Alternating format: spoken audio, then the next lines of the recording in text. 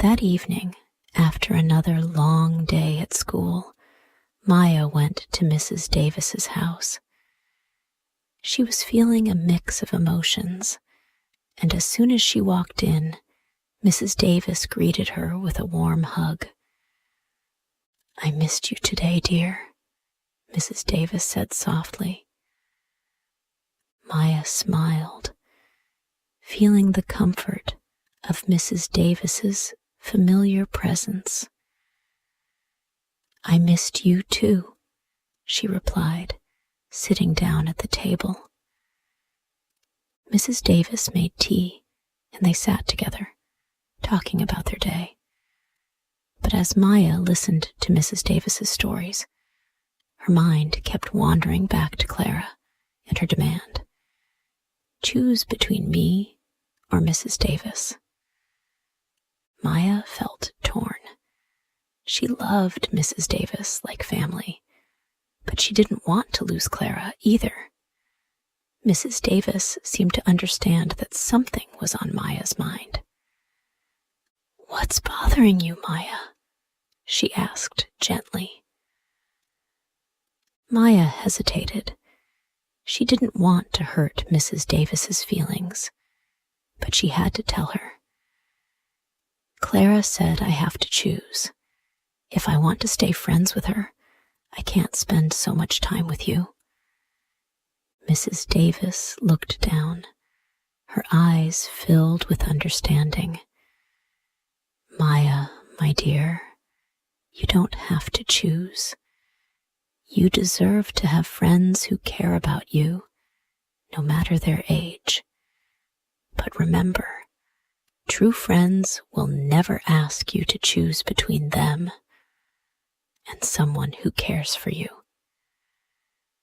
Maya nodded, her heart heavy.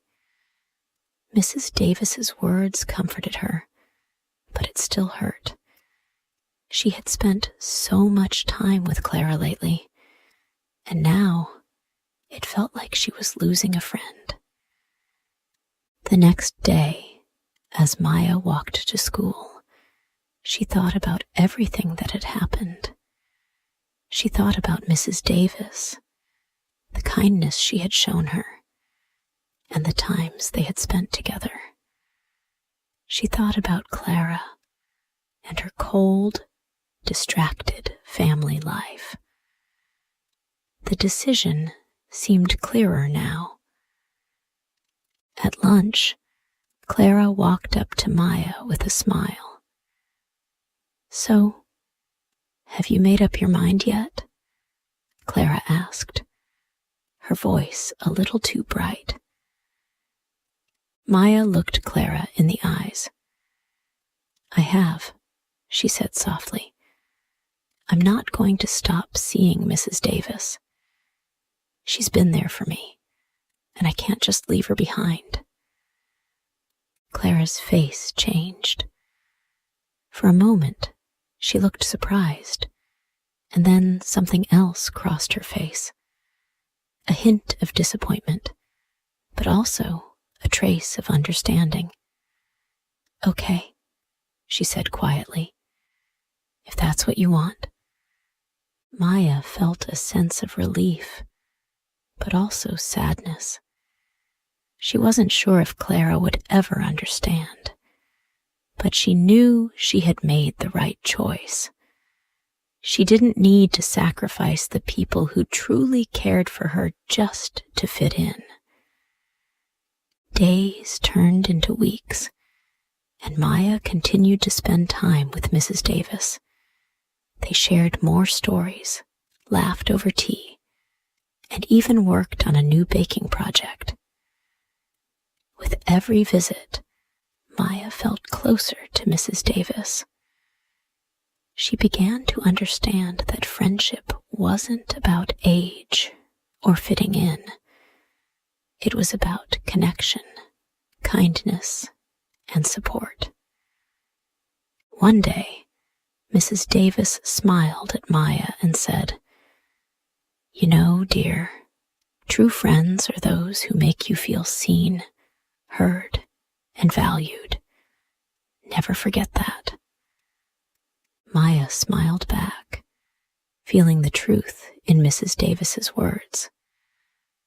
And though Clara had distanced herself, Maya didn't feel sad anymore. She had learned that the best kind of friendship didn't come with conditions. Maya made other friends at school, kids who liked her for who she was. And every day, she still visited Mrs. Davis. Together, they laughed, baked cookies, and shared stories. Maya learned to appreciate the things that truly mattered in life: love, understanding, and the joy of true friendship. Weeks passed after Maya made her decision. At school, she didn't see much of Clara anymore. When Clara walked into the classroom, she would glance at Maya, but there was no longer the same spark in her eyes. Maya felt a pang of sadness, but she knew in her heart that she had done the right thing. Clara had not tried to reach out, and Maya felt the space between them grow wider. But Maya wasn't upset.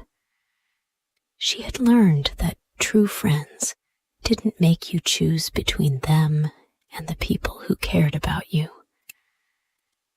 And that's what made her feel at peace with her decision. Most days after school, Maya would rush to Mrs. Davis's house, eager to see her and share her day.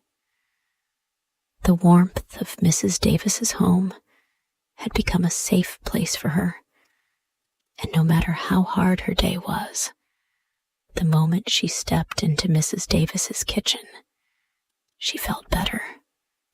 One afternoon, Maya arrived to find Mrs. Davis sitting by the window, her knitting needles clicking gently.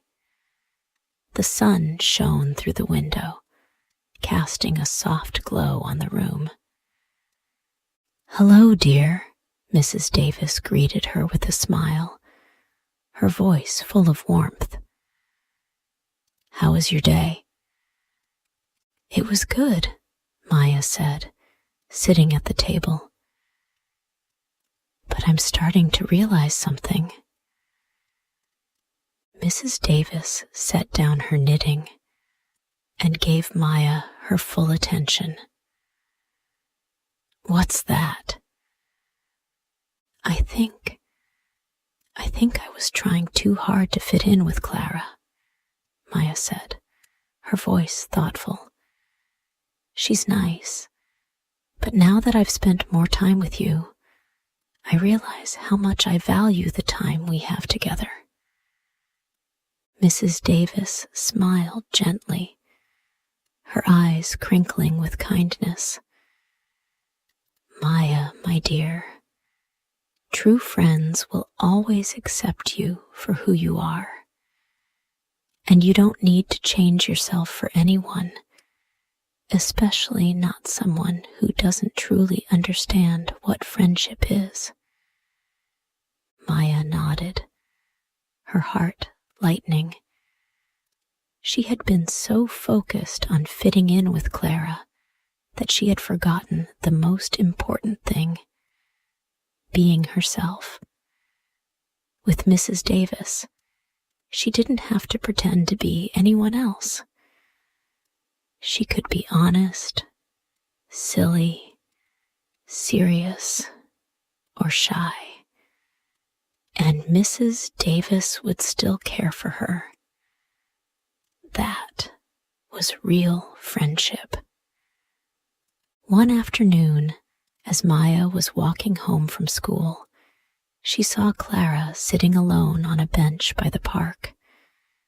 Maya's first instinct was to walk away. After all, they hadn't spoken much in weeks, and the silence between them had become comfortable. But then, something tugged at Maya's heart. She remembered the good times they'd had before everything changed, and she knew that the door to friendship could still be open if Clara was ready to walk through it. Maya hesitated for a moment, then walked over to Clara, who looked up as she approached. "Hi, Clara," Maya said, her voice soft but friendly. Clara looked surprised, but she smiled a little. "Hey, Maya," she said, her tone quieter than usual. Maya sat down next to her. The silence between them was heavy at first, but Maya didn't mind. She knew that sometimes it took time for people to find their way back to each other. After a few moments, Clara spoke up. "I've been thinking," she said slowly. "I'm sorry for what I said before. I shouldn't have made you choose between me and Mrs. Davis. I didn't understand what she meant to you." Maya looked at Clara, surprised by her apology. "It's okay," she said. "I know you were just trying to help me fit in, but I've realized that I don't need to change who I am for anyone. Mrs. Davis has always been there for me, and she cares about me in a way no one else does." Clara nodded, her expression softening. "I get it now. I guess I was just lonely too. My family is always so busy, and sometimes it feels like I don't matter. But I shouldn't have tried to make you feel the same way." Maya smiled warmly at Clara. "You do matter, Clara. You just need people who care about you, and you don't have to be alone." The two girls sat there for a while, talking quietly about their lives. Clara admitted how hard it was to feel disconnected from her family, and Maya shared how comforting it had been to have Mrs. Davis as a friend. They talked about everything and nothing, and for the first time in a long while, Maya felt like she was reconnecting with Clara, not as someone who wanted to be popular or cool, but as someone who wanted a true friend. The next few days brought a shift in Maya and Clara's relationship. Clara began to understand that friendship wasn't about fitting into a mold. It was about connection. Clara started to spend more time with Maya, but she also made an effort to spend time with her family. She realized that being close to her family was just as important as having friends. One afternoon, Clara invited Maya over to her house. This time, things felt different.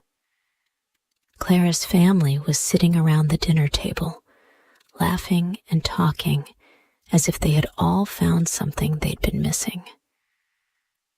Clara introduced Maya to her younger brother and sister, and Maya was surprised to see them all laughing together.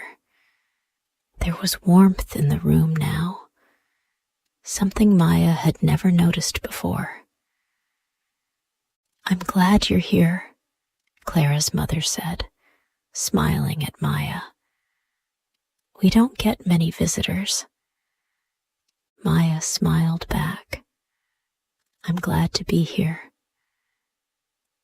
Later that evening, when they were alone in Clara's room, Clara turned to Maya. "Thanks for sticking with me," she said quietly. "I didn't realize how much I needed to understand what real friendship was. I think I'm starting to get it now." Maya nodded, feeling a deep sense of satisfaction. She had been true to herself, and that had made all the difference.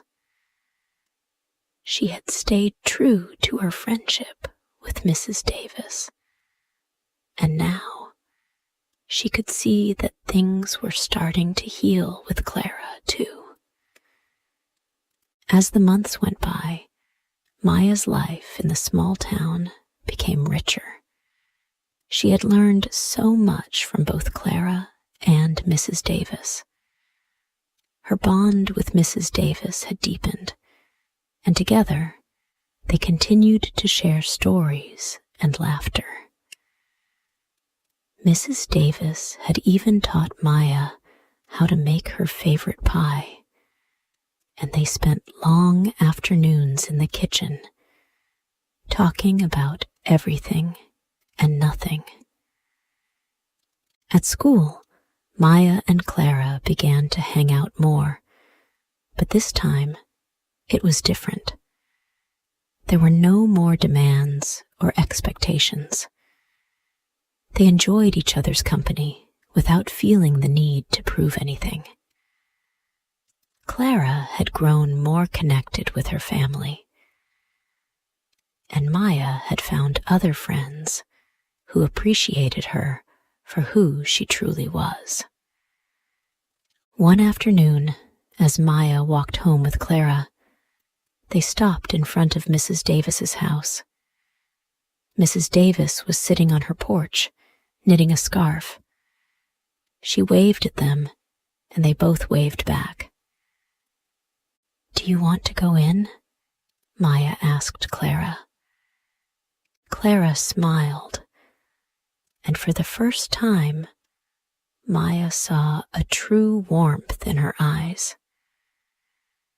"I'd love to," Clara said. The three of them spent the afternoon together, sipping tea and sharing stories. Maya realized that, in the end, she didn't have to choose between two worlds. She had found a balance between the friendship she had with Mrs. Davis and the new connection she was building with Clara. In that moment, Maya understood something important about friendship. It wasn't about age or status. It was about being there for each other, no matter the differences. And with that, Maya knew she had everything she needed. The end of this chapter